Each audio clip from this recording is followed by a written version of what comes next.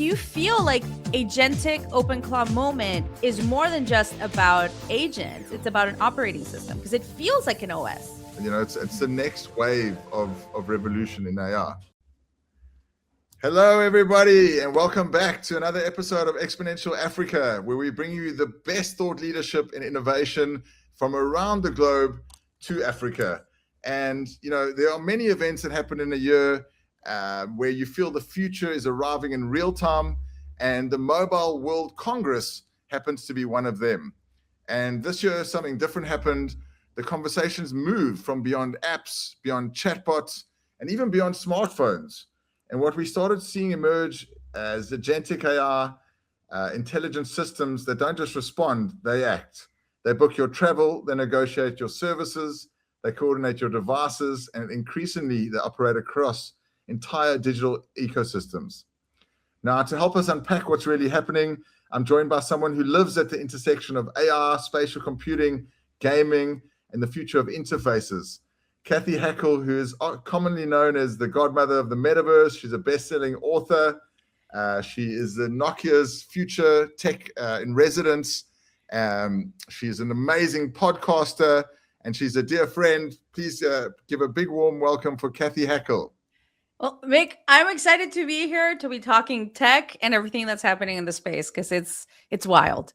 It's totally wild. It's really hard to keep up, and I mean, it's every day something new is coming out. So absolutely. And I think, as you were saying, like Mobile World Congress really is one of those events. I think it's such a B2B event, like, you know, business to business event. It's really focused on the mobile network providers, but I believe it's becoming a little bit broader, and it is a great place to kind of see where some of the innovation is going.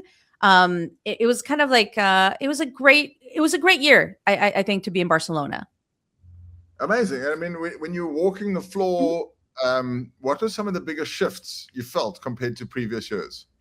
So for anyone that hasn't been, right, Mobile World Congress happens, the big show, the big one happens in Barcelona every year. It's been happening there for over 20 years.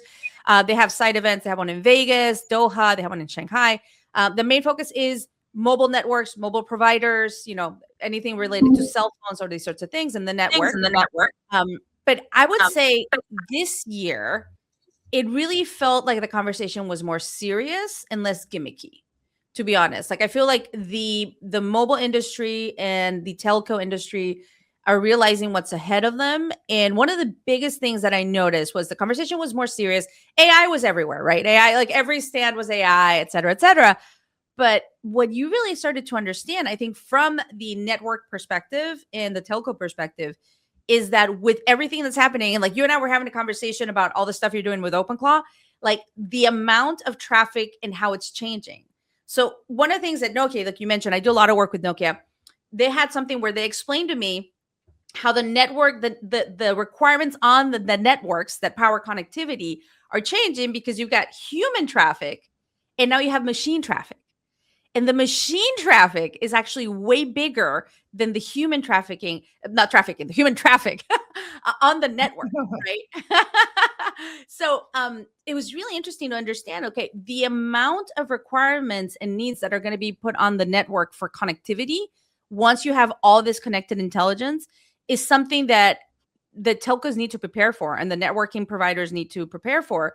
So very interesting. I think some of the big words, it was agentic AI, but it was AI native networks that are actually for AI and created for AI, and that understand that AI and machines and the way they're going to require connectivity is different than the way we humans do, right?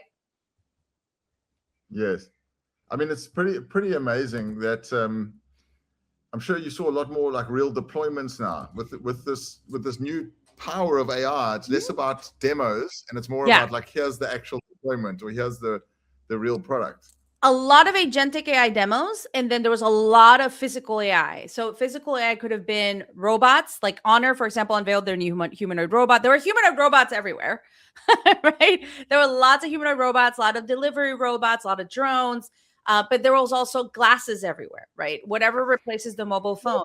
So there was a lot of that, then a lot of agentic AI demos of agentic AI that does this, does that, like all these sorts of things. So you could kind of see it breaking away from just a conversation on like large language models or how to be productive or efficient into moving into that phase. Jensen Huang, whenever he does the NVIDIA keynotes, he has this kind of curve that he shows, and it's like generative AI to agentic AI to physical AI. And I think the main focus of MWC was really moving away from generative into agentic in the moment that we're in, really at the beginning of, and then physical AI. So it was extremely interesting to kind of see how all these companies are thinking about the future of connectivity, the future of the network, the future of devices. I mean, at the end of the day, we still need the hardware, right, for these devices to live in. Absolutely, and it still needs to be orchestrated across all of these different platforms,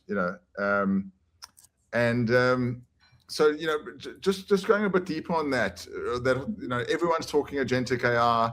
My OpenClaw, I can't wait to get it into some eyewear and be able to talk to it through my eyes and help me with what I'm seeing.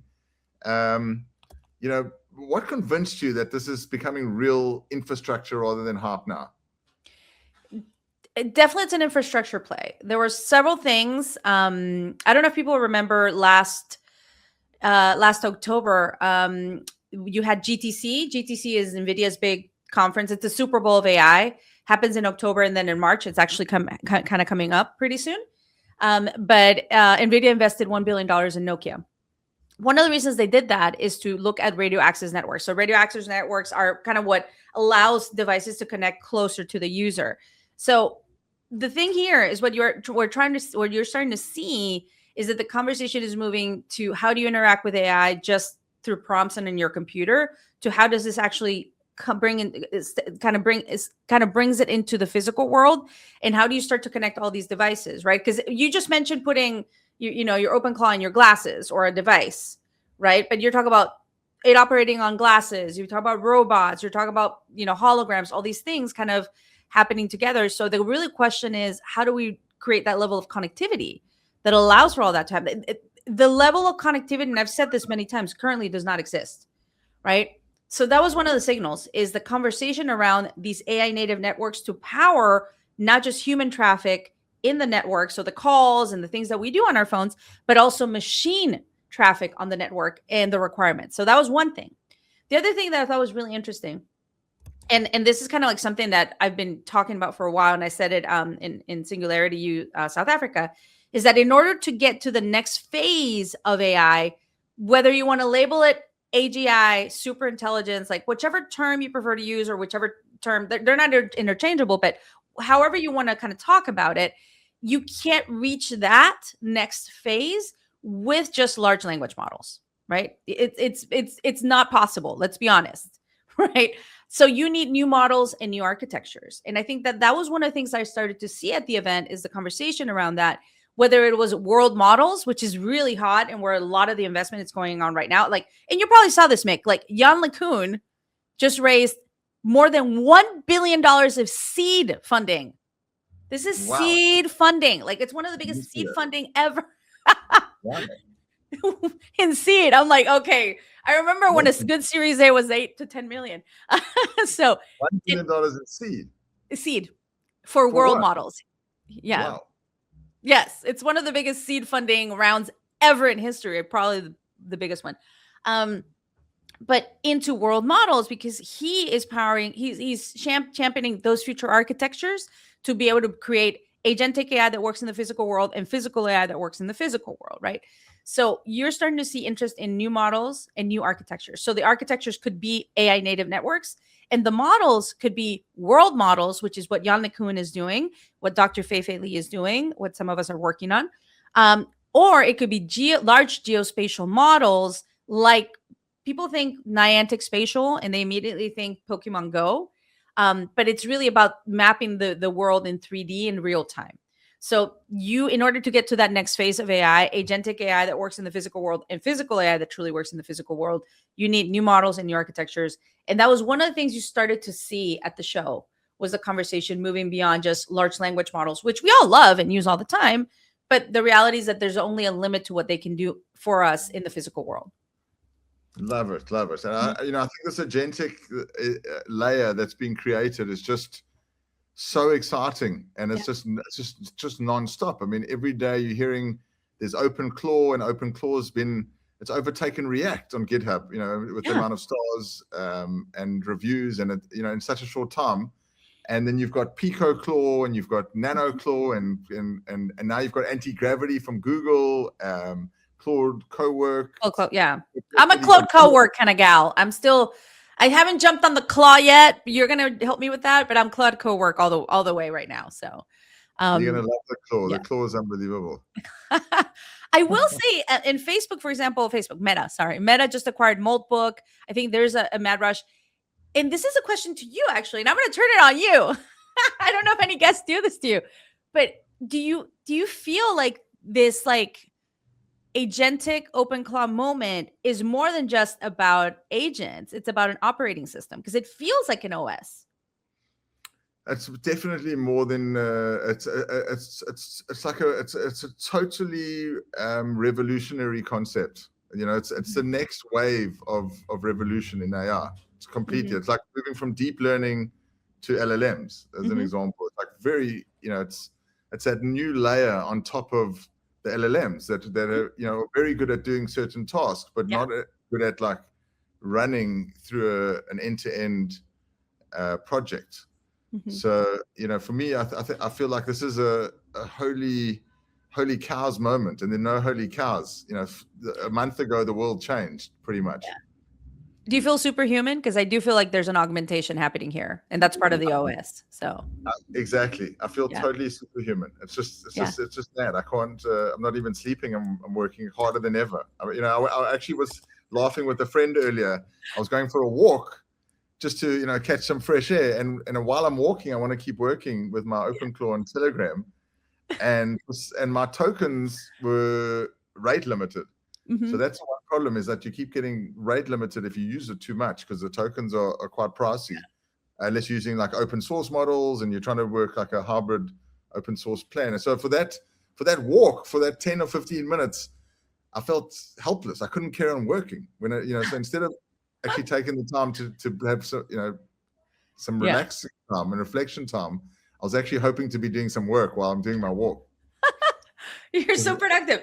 I think for me, it's like I wanted to do things so I work less. For me, it's like I want more leisure time. I wanted to do more. I know, but you just end up doing more. Yeah. That being said, it is.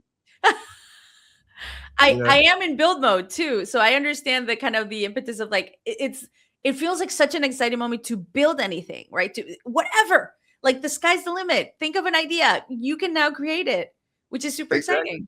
Yeah. Exactly. We've been discussing within our teams, like even in finance, like the finance team, how do they improve their workflows using AI? And there's a lot of tasks that are mundane and can be automated. So that now we can actually do that as a team, instead of having to go and find a big consultancy or a big development house to help us work out how do we automate our processes.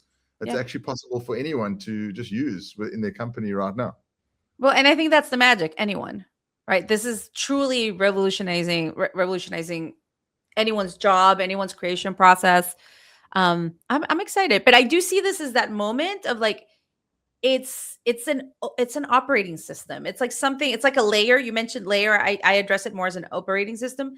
It's fundamentally changing the way we interact with technology and that human computer interaction, which I find really exciting.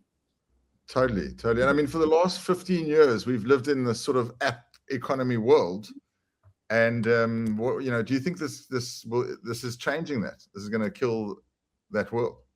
It could, definitely. I don't know if Apple wants Apple or Google would want that to happen for the their app stores.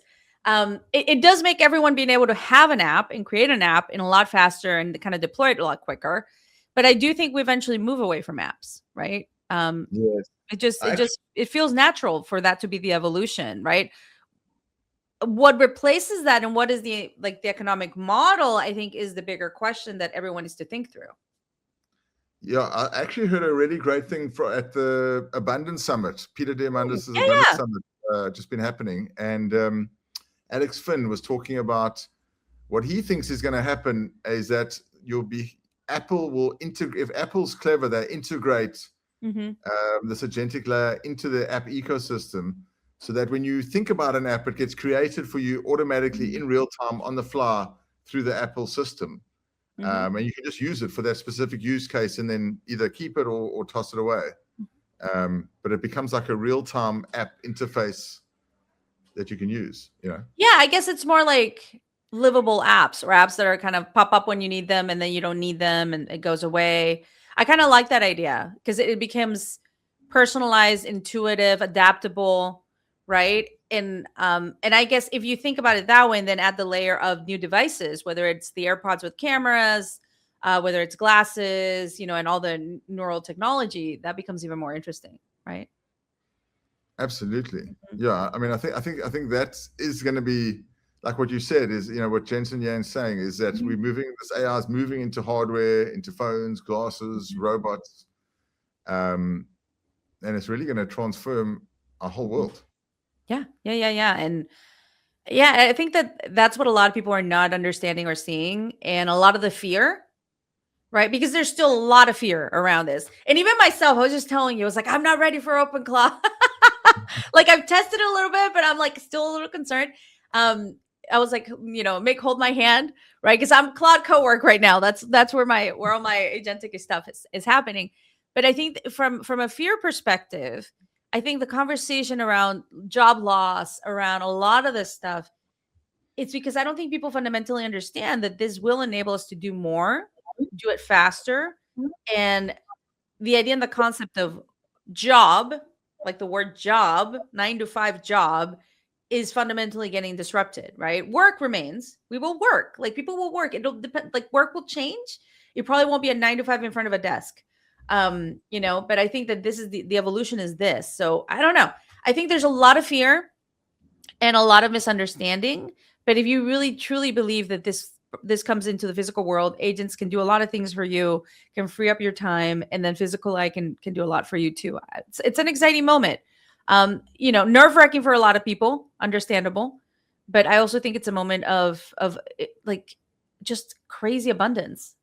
Right. You have to kind of hold both ideas at the same time. You have to hold both ideas. The change. We used to sort of things changing at a much slower pace. You get to sort of, hear about it, digest it with your thoughts, and then start using or changing your behavior. But now this is like something new is happening, change your behavior immediately, ingest it right away. The next thing's already happening while you're busy learning how to use the first thing.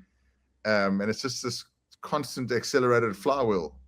But the exciting part is, I think what you guys have been doing at Singularity for a long time is that exponential thinking.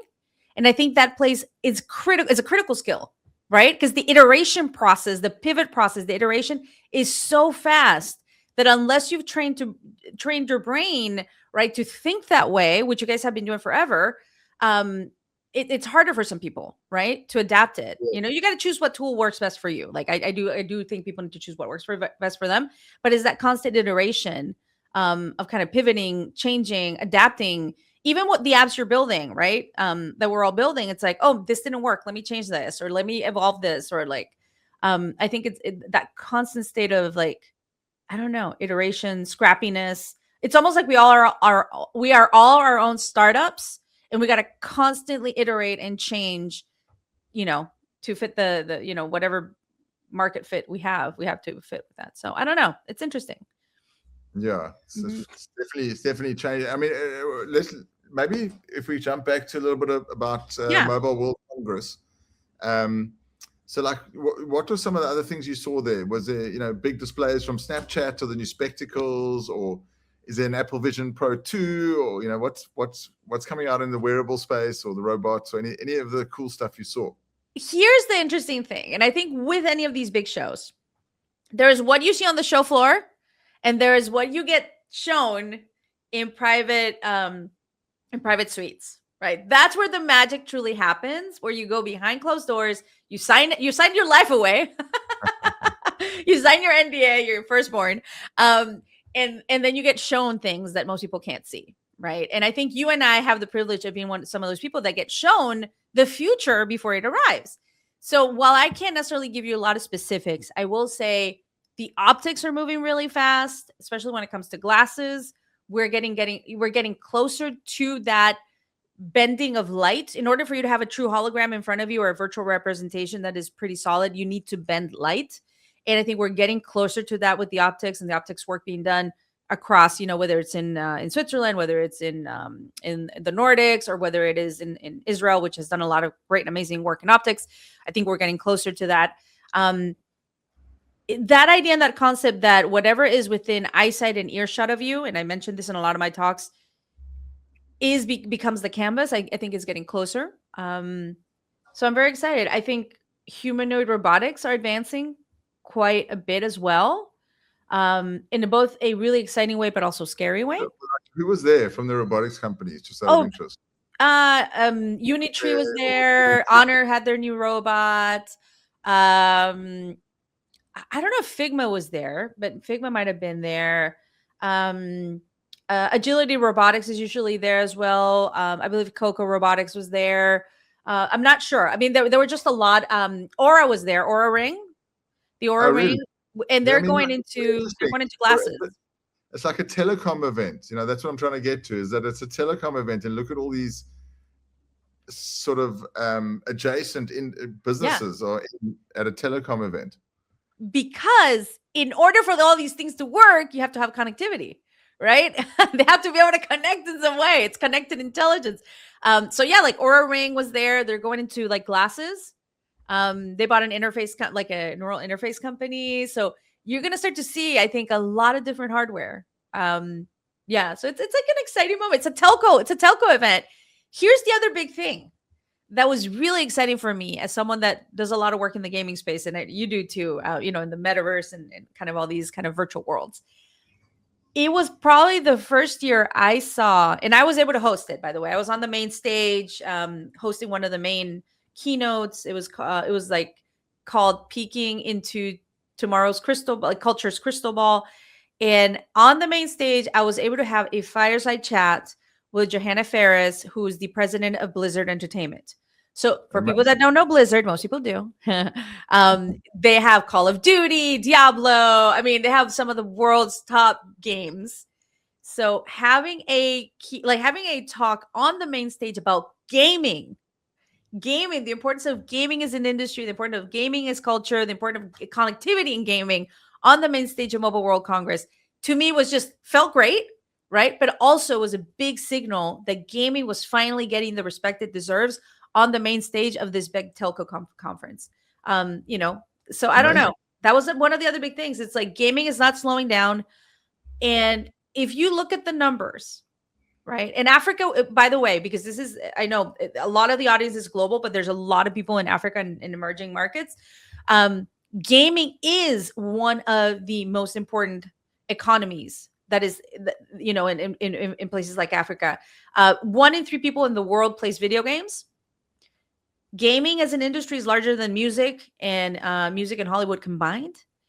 And you're minting right now. The opportunity is, for example, in Roblox, they paid out, I think it was $1.3 billion to creators just recently. Wow. This is the moment where people need to understand that the creation process is happening in agentic, but it's also happening in gaming spaces, facilitated and catalyzed by AI. But the current state of like a Fortnite creative, or a current state of a Roblox platform is the early days of YouTube.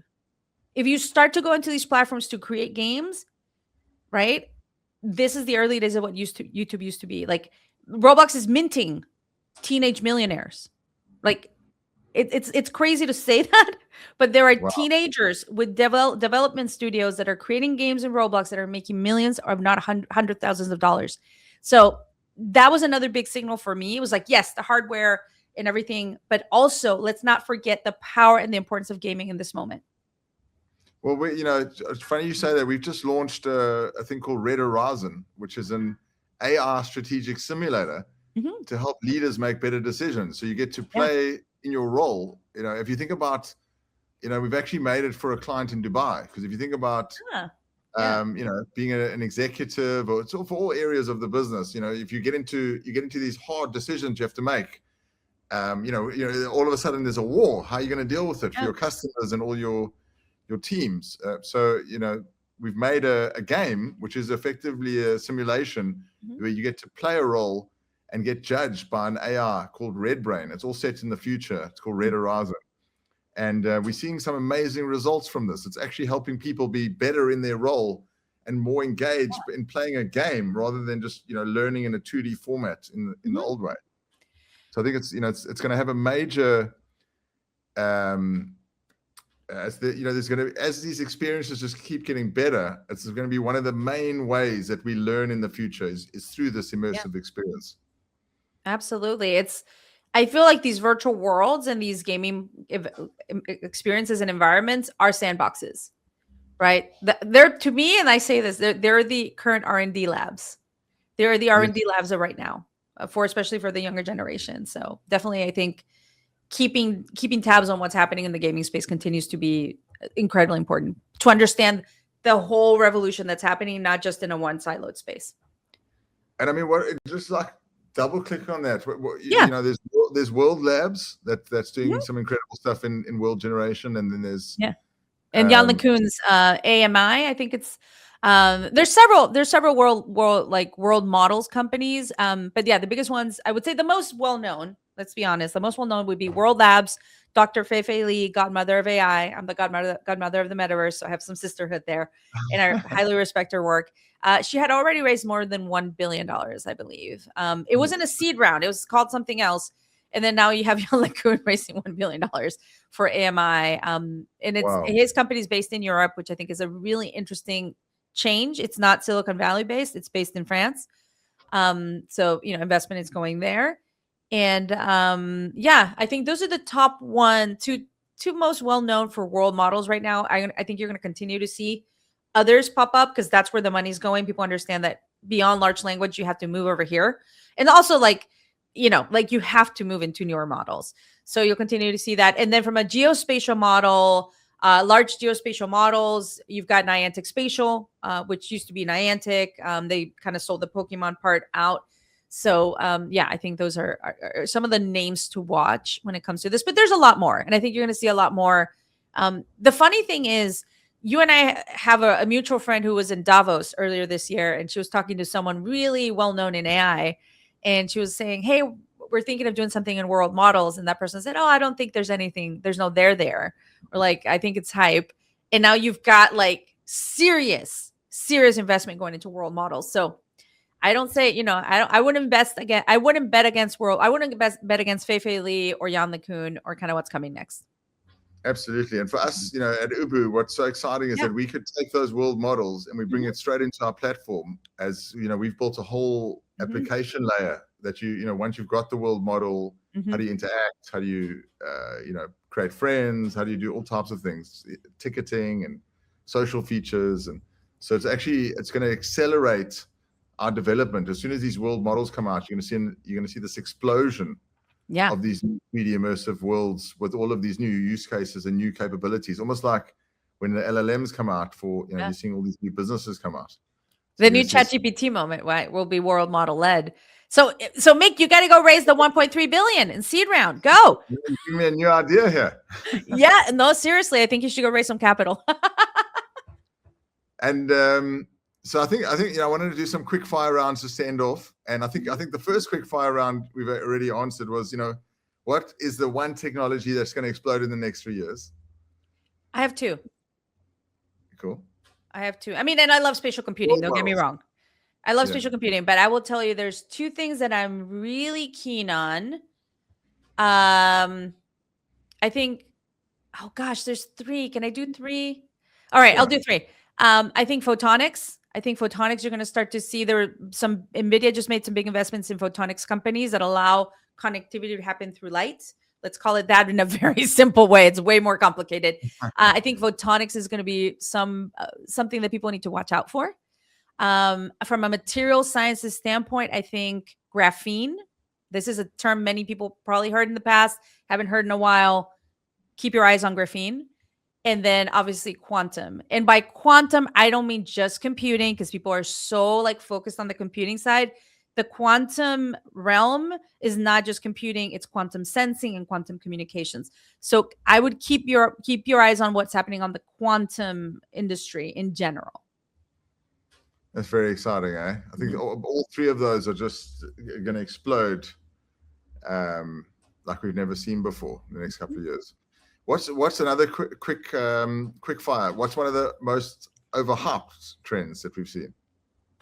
I don't know. My goodness. Anything overhyped yet? Overhyped. I mean, I love large language models, but I think, they're going to hit a wall. Like that's the reality. They're going to hit a wall. And I'm not talking about like OpenCloud. Like I'm talking about like traditional large language models. And I think the moat, here's my take. The moat is not on the model. The moat will be on the hardware that allows us to bring this into the physical world or work on it, or kind of like, yeah. So I think, yeah, because even my Mac Mini here is like I'm hitting major issues. It doesn't have enough compute power for me anymore. So I think that we're about to hit another hardware revolution that's going to be really exciting. More hardware. Yeah. Okay, next one. What's one breakthrough that most people missed? I think there's really interesting things happening with quantum in China, a quantum OS that they released recently. Yeah.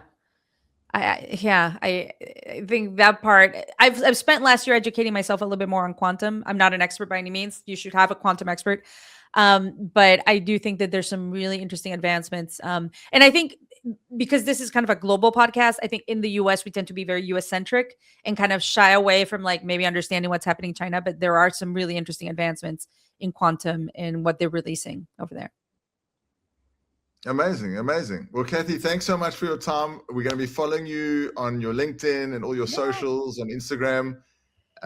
If you don't follow Cathy, you really should, because you learn a lot about the future and what's happening around the world.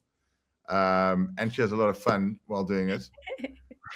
I do. I love fun. So thank you so much. And this is, the beginning of a new computing paradigm, or OS, like you just said. For decades, we've interacted with this technology through screens and apps.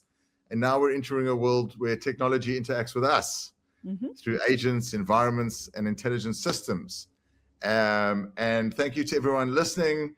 The future isn't waiting. It's already deploying. Keep smiling, keep building, and let's keep igniting Exponential Africa. Subscribe, and we'll see you on the next episode. Thanks so much, Cathy. Bye.